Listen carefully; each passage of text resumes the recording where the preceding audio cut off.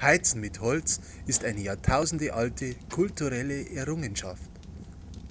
Brennholz ist heute noch und mehr denn je der wichtigste Energieträger für erneuerbare Wärme. Hier unser Tipp, wie es Feuermachen gelingt.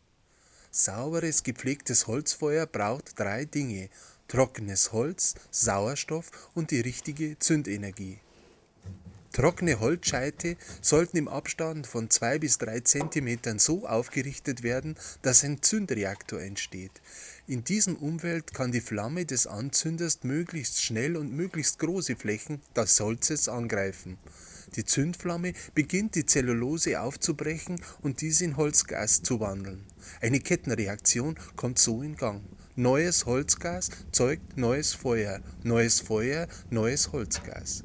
Der Zündreaktor hat damit seine Aufgabe erfüllt. Das Feuer brennt von alleine weiter. Der Feuerraum hat nun eine so hohe Temperatur, dass der weitere Abbrand sauber und vollständig funktioniert. Wichtig nur: trockenes Holz und maximale Luftzufuhr. Das war's denn auch. Richtiges Anheizen ist das A und O für ein gemütliches Holzfeuer und verhindert unnötigen Ärger mit den Nachbarn. Kein Papier, kein Anzündholz, nur ein wenig Kenntnis von den Regeln des Holzfeuers sind hierzu nötig. Ihr Brennholz-Com-Team.